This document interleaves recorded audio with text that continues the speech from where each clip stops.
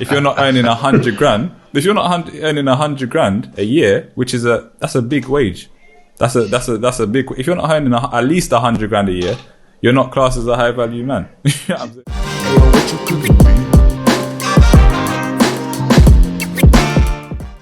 You know, I don't want to get too dark, but there's a statistic that I saw today, which was basically the suicide rate for men, which is 77% of men over women commit suicide.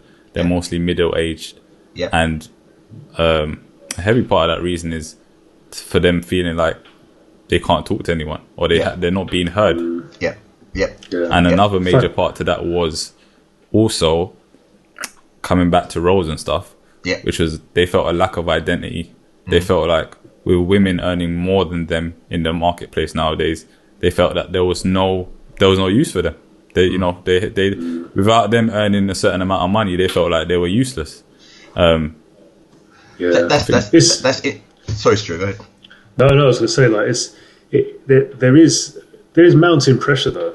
I think any man, you know, we're all fathers here.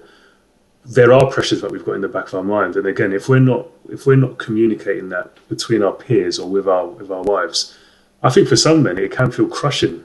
You know, you're thinking about money, you're thinking about the children, you're thinking about the children that you've got, you're thinking about a child that's on the way, and you know, when you talked about it being, you know, quite simple ABC. I think women sometimes see that as we're looking at it very functionally. Don't get me wrong, we do have to sometimes. You do have to be very rational and very functional. Like you gave the example about the house, purchasing a new house, for example. But there's more grey area there. You know, you are thinking about, okay, this child grows up, relationship. Am I even good enough in the relationship, kind of thing? You know, she, loved the pants off me before. Am I still doing it for her? That's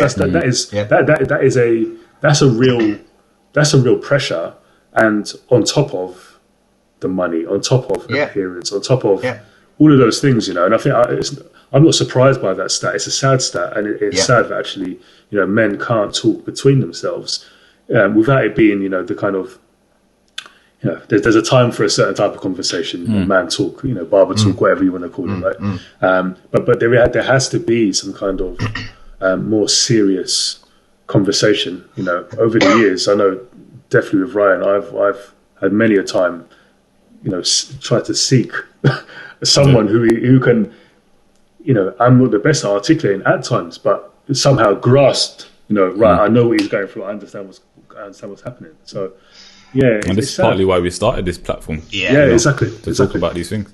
It's interesting because you made a point earlier, Ryan, that there are a plethora of information packages out there on some of the things women go through. Women go through menopause.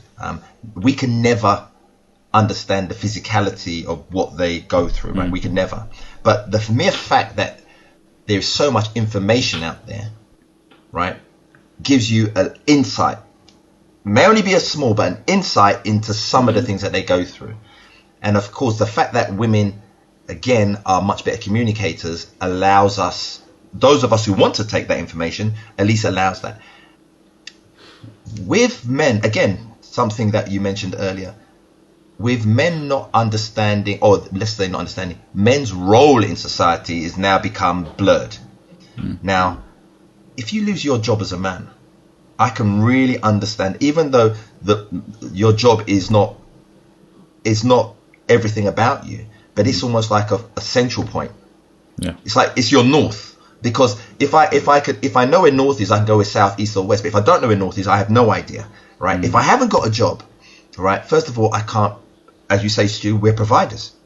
We're functional. I can't provide for my family the way I can. And then even if you've got, in a lot of instances, you've got your wives who can help out and who are trying to emotionally bring you up, you start thinking, well, what kind of man am I? That's what goes through your head. What kind of man am I? All right. And then you start all of a sudden your self-worth just keeps ticking down and down and down and down and down. And the fact is of the matter, for a lot of men, they're going through these thought processes, no outlet.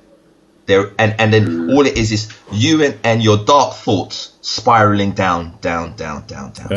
And as you get darker, communication becomes harder, and it's just an inverse relationship. The more, I don't want to use the word depressed, but the darker your thought, the harder it is to talk about it. And eventually it leads to the statistics that you said. Yeah, you're right, Unks. And it's like, we were talking about checklists before, and I just think as the checklist keeps on getting bigger as to what a man should be, how you prove your worth as a man. Because going back, as we said, being a provider back in the day was simple. You go get a job where you can get it. You bring the money home, and that's it. Now it's not as simple as that. Whatever you bring is all right. Whatever you bring is all right. It's acceptable. Now it's not acceptable. If you're not, you can have a job, but you need to be earning above a certain amount. There's this term going around now, high value man, which is if you're not earning 100 grand, if you're not earning 100 grand a year, which is that's a big wage. That's a big. If you're not earning at least 100 grand a year, you're not classed as a high value man. And it's like the list keeps on getting bigger. If you can't pay for your wife to go on holiday, you're not classed. If you can't buy her the latest Chanel bag, you're not a man. If you can't do all these things, and as a man, it must just keep on, like, the pressure on you must just keep on building for you to kind of keep up with what a man should be. I was looking at another stat today which says the average wage for a five member family, or average cost of living for a 5-person family, is something like 70k. Yeah, wow, 70k. So. And that's not including holidays or any extracurricular activities. Essentials. That's just essentials. So by the time you add on the extras, we're looking at probably at least 100k. 100, yeah. So you're telling me that for me to be the ultimate breadwinner, I have to be earning 100k, and that's when I'm classed as a man. And it's unattainable for some people. And let's not forget, you've got to be able to do all the DIY in the house. You've got to be able to do all of these things, right? All of these things, they say. It's just not. It's weird. Yeah. But for both sexes, that's where I'm going to use the phrase. You got to check who you're really checking for, right? So, as a man, yes, you want. And I look at my mum. My mum stood by my dad's side, but she was always saying, Harold, let's see if we can do this. She was ambitious. She wasn't putting a pressure on him that, boy, if you don't do it, guess what's going to happen, right? So what I'm saying is that there are some of us men who do need encouragement, right? Who do need to be pushed, right?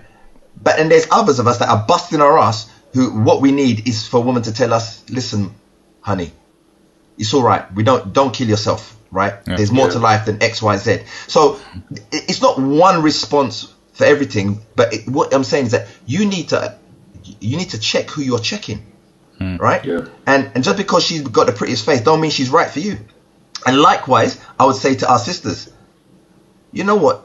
If you want a provider, i.e., somebody to just give you things, I think they call them sugar daddies, right? Right? Fine. But there's no disputing that it's not a love thing, it's a business transaction. That's essentially what you're saying. And it's so funny, right? I saw this, I don't know what it was, on one of them YouTube things. There was literally like 2 days ago, a young couple, like in their 20s, and they're going to a counsellor to try, because they're at the point of breaking point. And one of the couples, this girl was 24, 25. She said that, my dad always provided everything. So that's how I grew up. Okay. The brother she was with, he was 27 and he was doing good things. And he said to her, but he has come to the point. He said, look, I bought you the Chanel. I've taken holidays. Because I now want to plan, i.e., I want to buy a house. I'm saying we need to relax on those kind of things. She weren't having it. She said, listen, yes, we need to get the house, but you still need to maintain. He said, but that's not feasible, right? Yeah. That's not feasible. Yeah. But she wasn't having it. No, I have to have my things. I have to have it. Now, it's crazy, something like that, I'll just tell him, and he did, I was shouting it through the TV. He understood. I said, just leave her about her business.